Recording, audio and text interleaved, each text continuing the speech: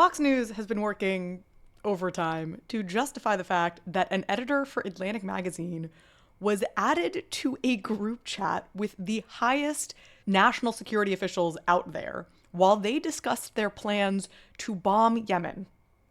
Now, it is becoming harder to justify because just a few hours ago, Atlantic magazine released the full scope of the text messages that this editor was privy to, and it's not great. It's really not great. And that's what we are talking about today. I'm Carly Riley. This is the Carly P. Riley Show. I am trying to understand what is happening in this moment in American politics, this moment in American history, spending time looking at what the right is saying, looking at what the left is saying, trying not to be beholden to any one echo chamber. Even in this story, I will say, I think the Democrats are being hypocrites. I think the conservatives are being hypocrites. Let's discuss it. By now, you have probably heard that, as I said, an editor for Atlantic magazine, Jeffrey Goldberg, was added to a Signal group chat called PC Small Group Chat, which was with a bunch of principals committee, high-level national security officials who were discussing war plans to bomb Yemen. Now, the original story written by Jeffrey Goldberg described how he was added to this group chat, described some of the initial messages in this group chat, but he kept things high level when it came to the actual conversations about war plans, simply sharing that specific parts of the war plans were shared in this chat, but not sharing what those specific plans were. Now, after this story broke, 24 hours of absolute news hysterics broke out, ensued, as is wont to happen. You had Democrats insisting that this was the biggest scandal in the world. You had the Republicans insisting that this was no big deal. You had the Republicans insisting that the Democrats' criticism, saying this was a really big deal, was the really actually big deal. And then you had Democrats criticizing the fact that the Republicans criticizing the fact that they were saying it was a big deal is actually what was a big deal. It's the circle of life in media. But one message from Republican operatives and from the Republican politicians in particular was quite clear. Whatever else Jeffrey Goldberg may have uncovered in this story, there was no classified information shared in this group chat. There was no classified information, as I understand it. My communications were entirely permissible and lawful and did not include classified information. Senator, I'll reiterate that there was no classified material that was shared in that. This was said at a Senate committee that happened just a day after the story dropped. And so Republicans were very quick to downplay the story. You had Jesse Waters on Fox News saying that this was all just an effort for Democrats to manufacture a scandal. No one died except for terrorists. There was no collateral damage. The mission was a success. And Democrats think they have a scandal. Accidentally adding someone to a group text, which we've all done, is the new Watergate. First of all, I will continue to play this clip because it gets better from here, but trying to suggest that this is par for the course because this is something we've all done, which, by the way, will be a theme. We'll have other clips like this later. The sense that, like, don't we all just fat finger sometimes? This was a national security advisor talking about bombing Yemen. Continue playing the clip. It gets weirder. Jeffrey Goldberg got the scoop of his life by accident because somebody may have fat fingered him into a private chat. He says on the group text, Hegseth shared war plans for the Houthi rebels. Pete says, no, I didn't. Classified material never entered the chat. So it's a he said, she said. Goldberg's the she. Boom. What a zinger.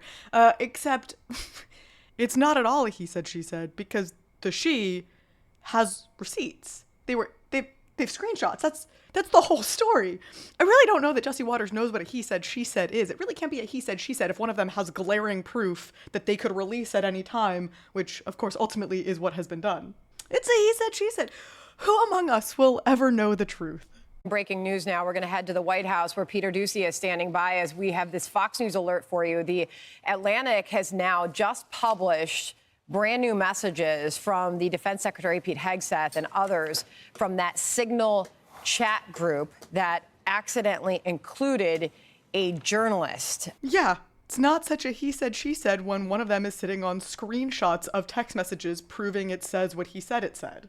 So look, the Atlantic published an update to its story 24 hours or so after the original story came out, saying that they felt they were facing a dilemma because you had people like Tulsi Gabbard, you had Donald Trump, you had all of these senior officials going to the public and saying, hey, no classified materials were shared. The things that Jeffrey Goldberg is saying he was privy to, he was not actually privy to. And the Atlantic is sitting there going, hey, we're looking at the messages. We know we have what we said we have.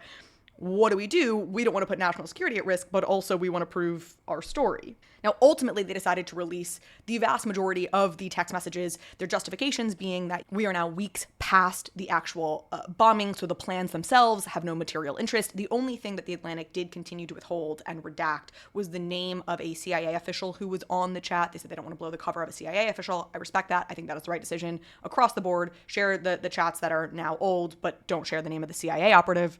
And what you see when you read the full text messages is that 2 hours before bombs on Yemen started falling, Pete Hegseth texted in this signal chat with Jeffrey Goldberg specific details of the plans that were to come. So this is what he said. He said, this is Pete Hegseth saying, team update, time now, 11:44 ET, weather is favorable, blah, blah, blah. And then at 2:15, strike drones on target, in all caps, this is when the first bombs will definitely drop, pending earlier trigger-based targets. Continue to say, second strike starts, more to follow. This is ironic. We are clean on OPSEC, Operation Security. We are clean on Operation Security. So the point that Jeffrey Goldberg and others, and frankly the left in general, have been making are like, this is 2 hours before this plan starts. Had this fallen into the wrong hands, certainly this compromises this operation. Certainly it compromises the American troops involved in this operation. I mean, I'm not a military leader by any means, but like, texting the precise timing of your secret bombing raid definitely should be classified information. So maybe not such a he said, she said situation after all, more of a she said she was correct and now he is trying to cover up his tracks. But it's also possible that Jesse Waters does know what a he said, she said situation is and simply doesn't know what signal is, which really wouldn't be surprising at this point, given the general state of technical literacy among, at a minimum, our politicians. Here's a fun clip of Donald Trump. Mr. President, are you going to change any of the practices that your national security officials used after a reporter was inadvertently added to a group chat about attacks on Yemen? They used a app, if you want to call it an app, that a lot of people do want use. To call it an app. It's an app. But my favorite was actually Mike Waltz, who is the national security advisor, who is the one who made the mistake. He is the one who added Jeffrey Goldberg to the group chat. Mike Waltz went on Laura Ingraham's show on Fox to talk about what happened and explained it sort of. This is what he said. Let's watch this. I can tell you for 100%, I don't know this guy. I know him by his horrible reputation, but I don't text him. He wasn't on my phone. Everything's coordinated. But how did the number? I mean, I don't mean to be pedantic here, but how did the number? Have you ever had somebody's contact that shows their name and then you have somebody else's number there? Make those. First of all, no, literally never in my life. Again, I have mistexted twice. It wasn't because somebody's name was there, but it was a different contact number, and I don't know how that happened. It's a mistake, right? You got somebody else's number on someone else's contact. So of course I didn't see this loser. No, why would you have somebody else's number on somebody else's contact? That's not just a thing that happens. Okay, in the group. It looked like someone else. Now, whether he did it deliberately or it happened. And so he thinks that Jeffrey Goldberg put his name in his phone under a different contact name, but he's never interacted with him. How did Jeffrey Goldberg, who by the way looks like he's older than this guy, how did he do that in this? Okay, continue. But how did it end up in your phone? That's what we're trying to figure out. Okay.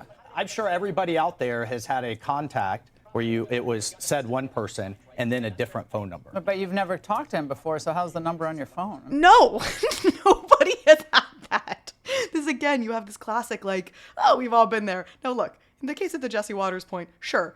We've all had a fat finger. I have mistexted people before. I've never added the wrong person to a group chat that I can remember, but fine. There's at least a veneer of relatability there. It falls apart when you're talking about a national security director doing it or a national security advisor doing it about sensitive war plans, but sure, fine. This is actually just unhinged. Nobody has done this. Literally nobody. But you've never talked to him before, so how's the number on your phone? Well, if you have somebody else's contact and then somehow it gets sucked in, it gets sucked in. I do appreciate that Laura Ingraham is trying to now make this make sense. I mean, on the one hand, she's pushing back going, yeah, no, how did it even get there? I'm not trying to be pedantic, but give me the facts of the situation we're finding ourselves in. The bottom line is this. This shit happens. Should it have happened? Of course not. Is it a problem? Of course. Is it embarrassing for the conservatives? Absolutely. Is it indicative of what a lot of the Democratic criticism of the Trump administration is, which is that there is a sloppiness, there is a lack of respect for procedures, there's a lack of respect for lawyers, for doing things in the proper way in the proper channels? Yes, all of that is a complaint that you have heard by the Democrats, and this only validates that complaint. On the other hand, do I think that Democrats could just as easily have been the party that did this? Yeah, I do. And this is where, for me, the hypocrisy of this is just rank everywhere. The idea that Fox News is downplaying this, when you know that if this had been the Democrats, Fox News would be freaking out. Meanwhile, if the Democrats had done this, the Democrats would be completely downplaying it, just as Fox News is doing. When it's their team, anything goes. And the bigger point is this is clearly bad. This clearly needs to never happen again. It is a breach of national security. And you still have the Republicans saying that this was not classified information, which is crazy. Now, the president has the right to designate what is classified and what is not. So if he wants to designate this not classified, fine. But anyone with half a brain understands that texting the specifics of your military operation, that is a secret military operation, 2 hours before that military operation, to somebody who clearly does not have the clearance for it, that's classified information. And the spin zone in all of this is just embarrassing themselves. In any case, that is our episode for today. I hope you did enjoy. If you did, please share it with somebody or let me know in the comments. And with that, I will see you next time.